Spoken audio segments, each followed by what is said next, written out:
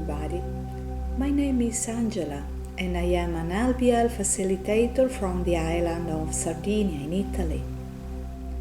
Today, I would like to tell you a story about the importance of blessing our enemies.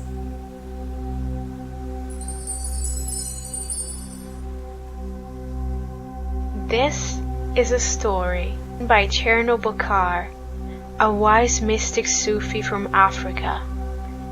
He was also a Muslim spiritual teacher of the early 20th century, famous for his message of religious tolerance and universal love.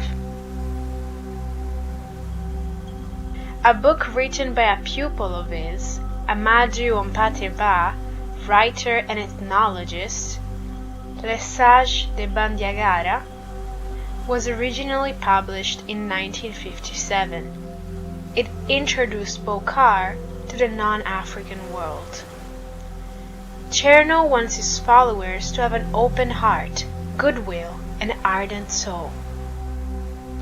And now, I'm going to tell you the parable of white birds and black birds.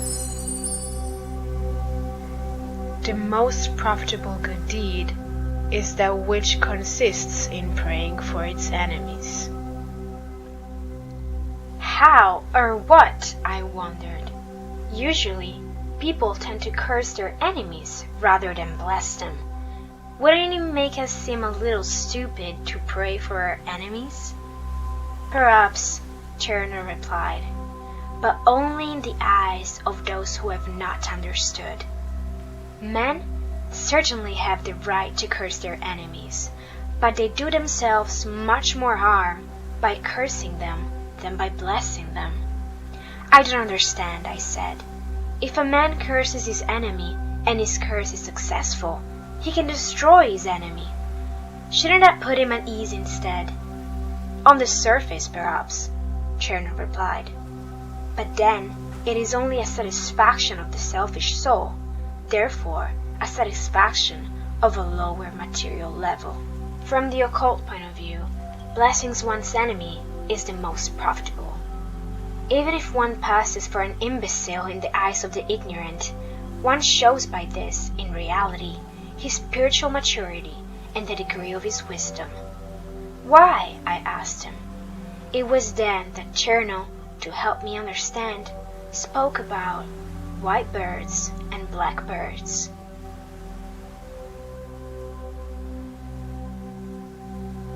Men, he said, are relative to each other, like walls facing each other. Each wall is pierced with a multitude of small holes in which nest white birds and black birds. Black birds are bad thoughts and bad words. White birds are good thoughts and good words. White birds, due to their shape, can only fit into white bird holes, and the same is true of black birds, which can only nest in blackbird holes.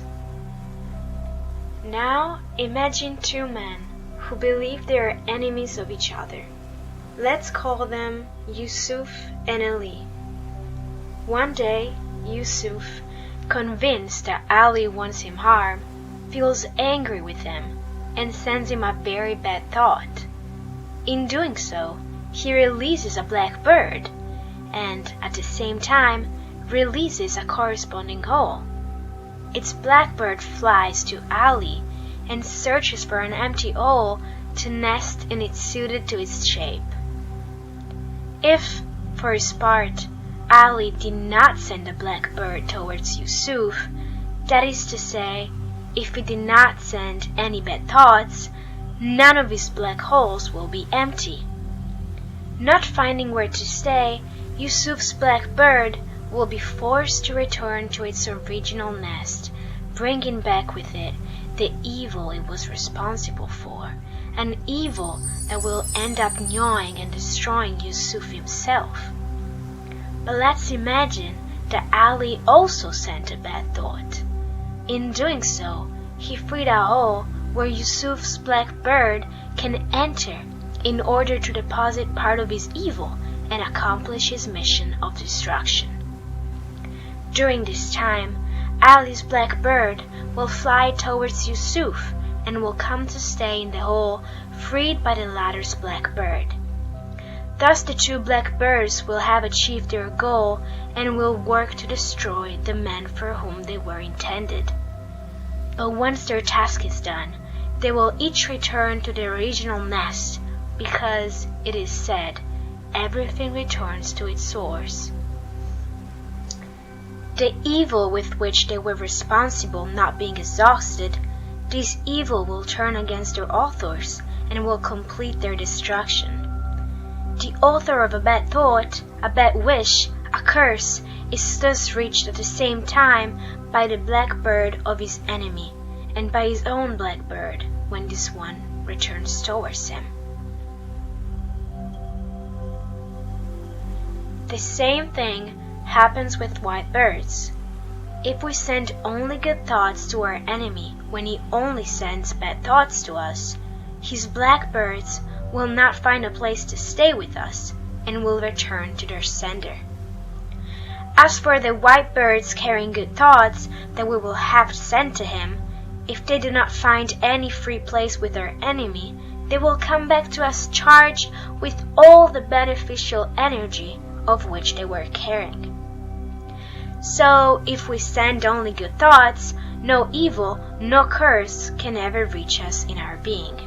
That is why one should always bless both his friends and his enemies. Not only does the blessing go towards its objective in order to accomplish its mission of appeasement, but it also returns to us, one day or another, with all the good with which it was responsible.